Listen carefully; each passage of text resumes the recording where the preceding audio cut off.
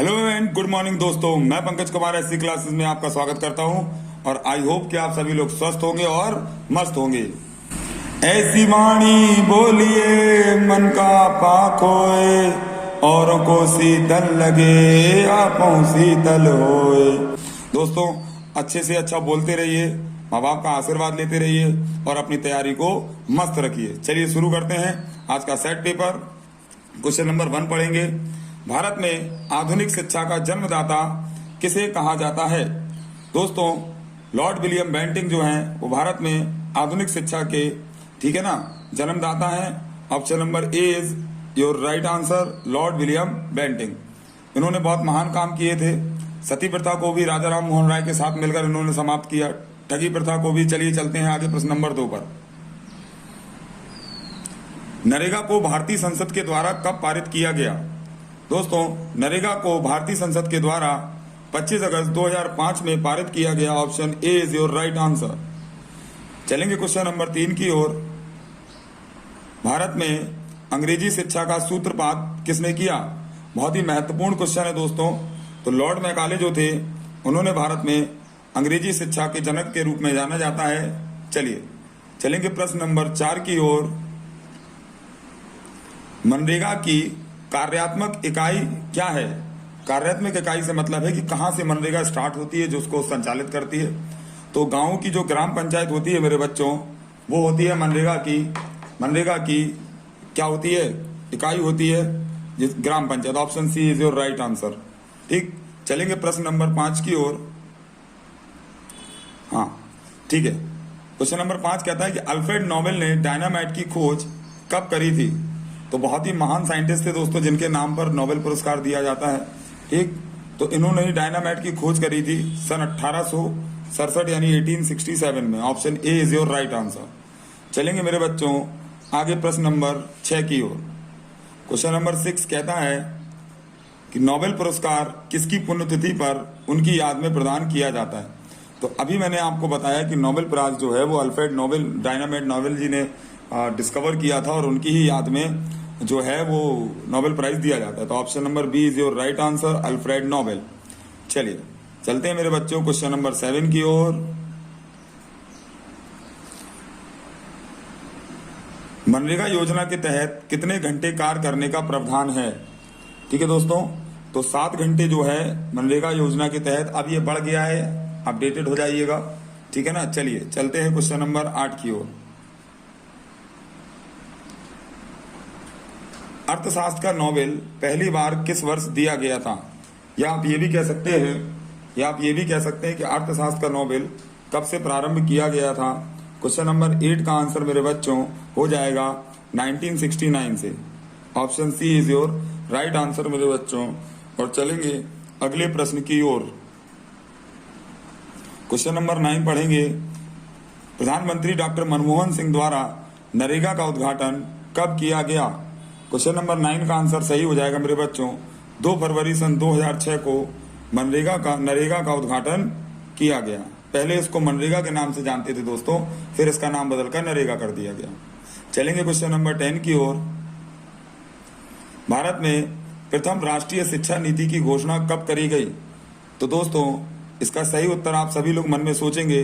1968 में प्रथम राष्ट्रीय शिक्षा नीति की घोषणा करी गई।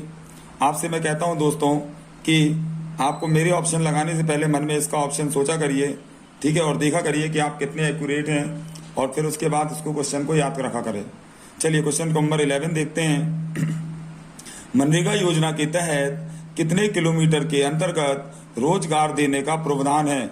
कि जो ग्राम पंचायत होती है वो अब आदमी कोई 20-20, 100 किलोमीटर तो जाएगा नहीं, तो उसके आसपास ही काम को देने का प्रावधान है। तो लगभग 5 किलोमीटर की रेंज में ही गांव के लोगों को क्या होता है, मनरेगा में काम करने के लिए दिया जाता है। क्वेश्चन नंबर 12 पर चलेंगे मेरे बच्चों। अल्फ्रेड नोबेल किस देश के निवासी थे? बहुत ही महत्वपूर्ण सवाल है दोस्तों, कई बार एग्जाम में पूछा गया है। तो option number B is your right answer. Alfred Nobel जो है वो स्वीडन के निवासी थे। चलेंगे क्वेश्चन नंबर 13 की ओर। देखेंगे राष्ट्रीय शैक्षिक अनुसंधान एवं प्रशिक्षण परिषद NCERT की स्थापना किस वर्ष करी गई? बहुत ही महत्वपूर्ण सवाल है दोस्तों, इसका सही उत्तर आप सभी लोग मन में सोचेंगे। चलिए, तो मैं बताता हूं कि ऑप्शन ए 1961 ईस्वी में एनसीईआरटी की स्थापना करी गई थी। आई होप दोस्तों आप लोगों को सर पेपर अच्छा लग रहा होगा। अगर आप रेगुलर फॉलो करते हैं दोस्तों, अपने दोस्तों के साथ शेयर करें, ठीक है, कमेंट करें, लाइक करें इसको, और मुझे सजेशन देते रहें कि मैं क्या इसमें अच्छे से अच्छा करूं। चलिए मेरे बच्चों, क्वेश्चन नंबर 40, शिक्षा में सुधार के लिए हंटर आयोग की स्थापना किसके शासनकाल में करी गई? तो दोस्तों बहुत ही बेहतरीन प्रश्न है और कई बार एग्जाम में पूछा गया है। तो लॉर्ड रिपन के शासनकाल में हंटर आयोग या हंटर कमीशन की स्थापना करी गई। हंटर आयोग का कमीशन का स्थापना का संबंध जो है वो शिक्षा आयोग में शिक्षा में सुधार करने के लिए था। चलेंगे दोस्तों क्वेश्चन नंबर 15 की ओर। नोबेल पुरस्कार कितने क्षेत्रों में दिए जाते हैं? ये तो दोस्तों बहुत ही महत्वपूर्ण प्रश्न है दोस्तों, अच्छे से रटा होना चाहिए, एक नंबर याद रखना है आपको, कई बार एग्जाम में पूछते हैं। तो 6 क्षेत्रों में तो है दोस्तों जो है वो नोबेल प्राइज दिए जाते हैं, जैसे साहित्य के क्षेत्र में, विज्ञान के क्षेत्र में, शांति के क्षेत्र में, ठीक है, अर्थशास्त्र के क्षेत्र में, ठीक है, केमिस्ट्री के क्षेत्र में, बायोलॉजी के क्षेत्र में। याद रखना है आपको, कुल मिलाकर 6 क्षेत्रों में ये दिए जाते हैं। चलेंगे आगे। मैथ के क्षेत्र में जो है नोबेल पुरस्कार नहीं दिया जाता है। मैथ के क्षेत्र का सबसे उच्च पुरस्कार एबेल पुरस्कार होता है, याद रखेंगे। चलेंगे प्रश्न नंबर 16 की ओर। मनरेगा योजना के तहत किस वर्ष सभी ग्राम रोजगार योजनाओं का विलय किया गया? ठीक है दोस्तों, सभी को मिलाकर कब कर दिया गया? तो क्वेश्चन नंबर 16 का आंसर सभी गैस करेंगे और आंसर हो जाएगा सन 2008 में। ठीक है, इसमें क्या कर दिया गया? मनरेगा को नरेगा भी कर दिया गया, तो सबको मिला दिया गया। चलेंगे क्वेश्चन नंबर 17 की ओर। नोबेल पुरस्कार प्राप्त करने वाले प्रथम भारतीय कौन थे? बहुत ही महत्वपूर्ण और आने वाला सवाल है दोस्तों। तो रविन्द्रनाथ टैगोर जी जो थे वो हमारे पहले ऐसे भारतीय थे जिन्हें नोबेल पुरस्कार मिला। गीतांजलि के लिए शायद दिया गया था ऑप्शन, याद रखेंगे। चलते हैं अगले प्रश्न 18 की ओर मेरे बच्चों। मनरेगा का गठन किस कमेटी के आधार पर किया गया? बहुत ही महत्वपूर्ण सवाल है दोस्तों, ये सारे क्वेश्चन बहुत इंपॉर्टेंट है, याद रखेंगे। तो मिहिर शाह कमेटी जो थी इसके आधार पर मनरेगा का गठन किया गया था। आई होप आप लोगों को ये क्वेश्चन सारे याद हो रहे होंगे, रिवीजन करते रहे मेरे बच्चों। चलते हैं प्रश्न नंबर 19 की ओर। विश्वविद्यालय अनुदान आयोग की स्थापना किस वर्ष करी गई? चलिए दोस्तों, ऐसे नंबर वाले सवालों को आप रोज रिपीट करें तभी याद होंगे वो। चलिए, तो क्वेश्चन नंबर 19 का आंसर जो है वो 1956 हो जाएगा मेरे बच्चों। ठीक, विश्वविद्यालय अनुदान आयोग की स्थापना 1956 में करी गई थी। चलिए आगे चलते हैं मेरे बच्चों। नंबर 20 देखेंगे मेरे बच्चों। क्वेश्चन नंबर 20 कहता है कि मदर टेरेसा को नोबेल पुरस्कार कब मिला? बहुत ही महत्वपूर्ण सवाल है दोस्तों। मदर टेरेसा को नोबेल पुरस्कार जो है वो सन 1979 यानी 1979 में दिया गया। चलेंगे अगले प्रश्न की ओर, क्वेश्चन नंबर 21।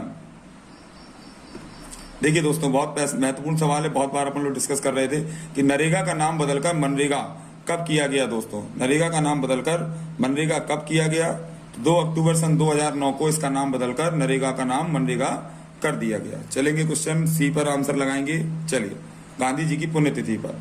क्वेश्चन नंबर 22 देखेंगे। भारत में पहली बार IIT की स्थापना की गई, इंडियन इंस्टीट्यूट ऑफ टेक्नोलॉजी की स्थापना कहाँ करी गई? तो बहुत ही महत्वपूर्ण सवाल है दोस्तों। ऑप्शन लगाएंगे डी, खड़गपुर में पहली बार IIT की स्थापना करी गई। चलते हैं प्रश्न नंबर 23 की ओर मेरे बालकों। 23, नोबेल पुरस्कार प्राप्त करने वाले प्रथम एशियाई कौन थे? ये भी बहुत महत्वपूर्ण सवाल है दोस्तों। तो पहले एशियाई जो थे, ऑप्शन नंबर क्वेश्चन नंबर 23 का सही आंसर आप लोग लगाएंगे। जो हमारे रविन्द्रनाथ टैगोर थे वही हमारे एशियाई और भारत के दोनों के पहले नोबेल प्राइज विनर थे। क्वेश्चन नंबर 24 पर चलेंगे मेरे बालकों। मनरेगा योजना का क्रियान्वयन कौन सा मंत्रालय करता है? ठीक दोस्तों, ये भी बहुत ये सारे प्रश्न इतने इंपॉर्टेंट, इतने रिपीटेड होते हैं बच्चों, इसको अच्छे से रिवीजन करके चलेंगे। तो ग्रामीण विकास मंत्रालय जो है वो क्या करता है? मनरेगा का यानी कि क्या करता है? क्रियान्वयन करता है। चलेंगे प्रश्न नंबर 25 पर मेरे बच्चों। रविन्द्रनाथ टैगोर को किस वर्ष नोबेल शांति पुरस्कार दिया गया था? चलिए, तो रविन्द्रनाथ टैगोर को जो नोबेल प्राइज दिया गया था शांति के क्षेत्र में, इसका सही उत्तर है 1913 में। और यही हमारे भारत के और एशिया के पहले क्या थे? नोबेल प्राइज विनर थे। क्वेश्चन नंबर 26 को रीड कर लेंगे मेरे बच्चों कि मनरेगा के अंतर्गत 15 दिनों के अंदर रोजगार नहीं मिलने पर किसका प्रावधान किया गया है? अगर आपको 15 दिनों के अंदर रोजगार नहीं मिलता तो इसमें किसका प्रावधान किया गया है, चलिए चलते देखते हैं विकल्प की ओर। चलिए दोस्तों, रोजगार नहीं मिलने पर किसका प्रावधान किया गया है, ठीक है, 15 दिनों के अंदर। तो अगर 15 दिनों तक अगर आपको काम नहीं मिलता है इसके अंतर्गत, तो सभी लोगों को जो है बेरोजगारी भत्ता दिया जाएगा। Option A is your right answer. Question number 27 पर बढ़ेंगे। डॉक्टर अमर्त्य सेन को किस वर्ष अर्थशास्त्र के लिए नोबेल पुरस्कार प्रदान किया गया? ये क्वेश्चन भी दोस्तों अनगिनत बार एग्जाम में पूछा गया है। सही उत्तर आप गैस करें। 1998 में हमारे अमर्त्य सेन जी को क्या दिया गया? अर्थशास्त्र का नोबेल दिया गया। चलेंगे प्रश्न नंबर 28 की ओर। डॉक्टर मनमोहन सिंह ने नरेगा का उद्घाटन सर्वप्रथम कहां पर किया था? तो क्वेश्चन नंबर 28 का सही उत्तर आप सभी को बताना है कि नरेगा उद्घाटन सबसे पहले इन्होंने कहां पर किया। तो ऑप्शन गैस करें। ऑप्शन हो जाएगा दोस्तों ए, बंदापल्ली गांव में। कहां पर? बंदलापल्ली गांव जो है वहां पर नरेगा का सबसे पहले उद्घाटन किया गया। चलेंगे अगले प्रश्न की ओर। Question number 29।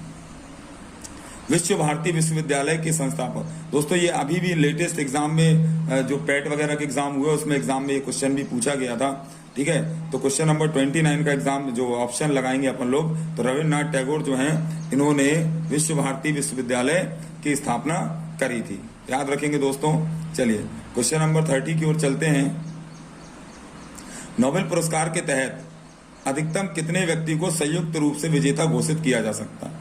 ठीक है दोस्तों, इसका मतलब यह है कि जैसे किसी सब्जेक्ट में अगर किसी को नोबेल मिल रहा है तो एक आदमी को तो मिल ही सकता है, पर एक ही काम पर अगर 2, 4, 6 आदमी अगर एक साथ काम करते हैं तो उन सबको अलग अलग तो दिया नहीं जाएगा, संयुक्त रूप से। तो मैक्सिमम कितने हो सकते हैं? तो इसका सही आंसर है ऑप्शन नंबर बी, 3 लोगों को दोस्तों हम लोग क्या दे सकते हैं? एक साथ नोबेल संयुक्त रूप से दे सकते हैं। चलेंगे क्वेश्चन नंबर 31 की ओर। भारत में अंग्रेजी शिक्षा का मैग्ना कार्टा किसे कहा जाता है? तो भारत में अंग्रेजी शिक्षा का मैग्ना कार्टा वुड डिस्पैच को कहा जाता है। Option A is your right answer. Most important question. चलेंगे क्वेश्चन नंबर 32 की ओर। नोबेल पुरस्कार विजेता प्रथम महिला कौन है? तो पहली बार नोबेल पुरस्कार विजेता जो पहली महिला थी मेरे बच्चों, बिल्कुल सही उत्तर आपको बताना है इसका, ठीक। तो पहली बार नोबेल पुरस्कार जो जिसको दिया गया वो थे कौन? तो क्वेश्चन नंबर 32 का आंसर हो जाएगा मैडम क्यूरी। कौन हो जाएंगी? मैडम क्यूरी इसका सही उत्तर हो जाएगा। चलेंगे ऑप्शन नंबर डी की ओर। रेडियो एक्टिविटी की खोज करी थी इन्होंने। चलेंगे क्वेश्चन नंबर 33 की ओर चलते हैं। लॉर्ड मैकाले ने अंग्रेजी शिक्षा पद्धति लागू करी, तो कब से लागू करी ये बताना है हमको, ठीक है ना। तो क्वेश्चन नंबर 33 का सही आंसर आप गैस करिए। 1835 में इन्होंने अंग्रेजी शिक्षा को क्या कर दिया? पद्धति को लागू कर दिया। तो option number B is your right answer, ठीक है ना दोस्तों। चलिए चलते हैं क्वेश्चन नंबर 34 की ओर।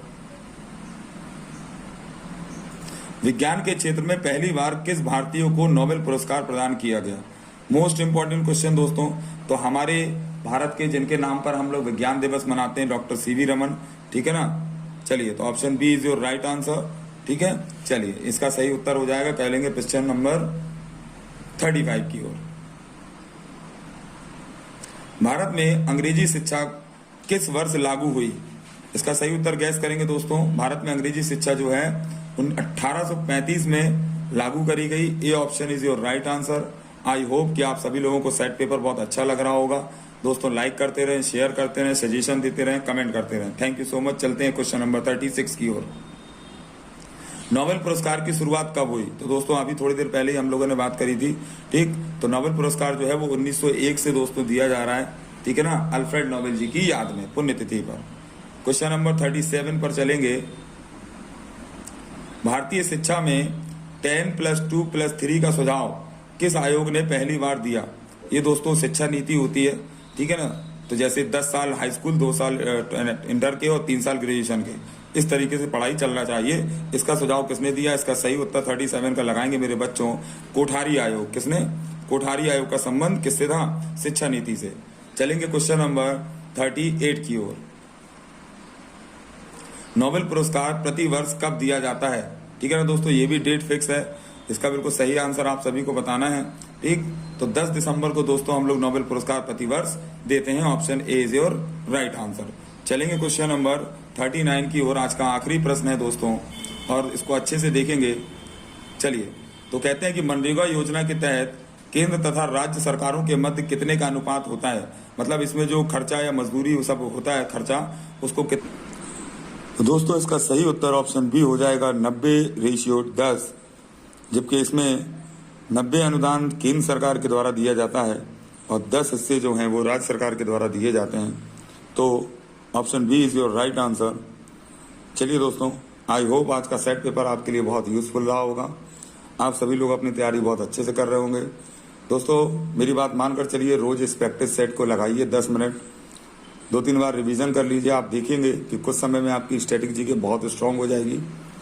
चलिए दोस्तों, आप सभी को लिए मंगल कामना करते हुए मैं आज आपसे विदा लेता हूं और मिलते हैं कल के सेट पेपर में।